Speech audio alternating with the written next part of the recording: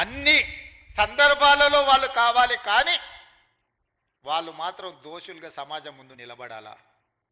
ఇది ఎక్కడి విధానం? అందుకే ఈ విధానాన్ని, ఇలాంటి ఆలోచనలని, ఇలాంటి ఆలోచన చేసే వాళ్ళను సమాజానికి దూరంగా పెట్టాల్సిన బాధ్యత మన అందరి మీద ఉన్నది. ఈరోజు మంచి జరిగితే నాది, మేం చేసే దోపిడీ ప్రజలకు కనిపిస్తే అది రెవెన్యూ సిబ్బందిదని చెప్పే విధానానికి నేను వ్యతిరేకం.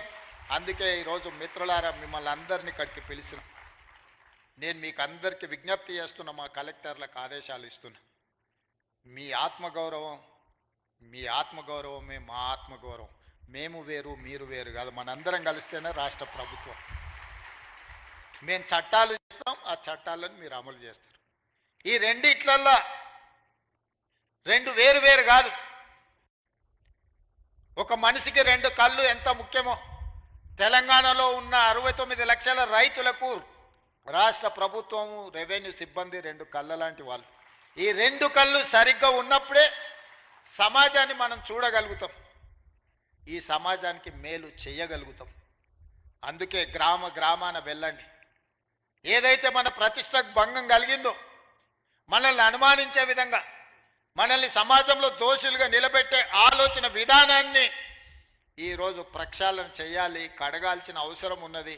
ఆ ప్రజల దగ్గరికి వెళ్ళి ప్రజా దర్బార్లు నిర్వహించి రెవెన్యూ సదస్సుల ద్వారా ప్రజల సమస్యలు తెలుసుకొని ఎవరి భూమి వాళ్లకు పక్కాగా లెక్క ప్రకారం లెక్క రాద్దాం.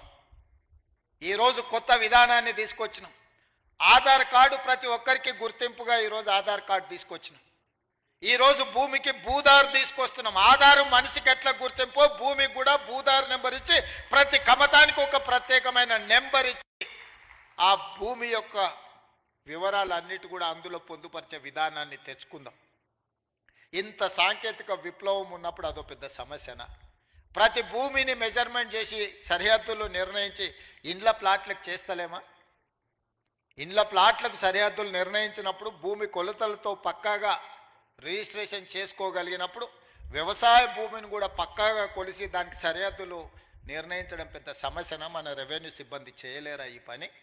దీన్ని మనకు అసాధ్యమా? తెలంగాణ రాష్ట్రం సాధించిన రెవెన్యూ సిబ్బందికి భూమి హద్దులు నిర్ణయించేది, తెలంగాణ రాష్ట్ర హద్దులే నిర్ణయించగలిగిన రెవెన్యూ శాఖ సిబ్బంది భూమి యొక్క హద్దుల్ని నిర్ణయించడంలో పెద్ద సమస్య ఏముంటుందని నేను అడుగుతున్నా.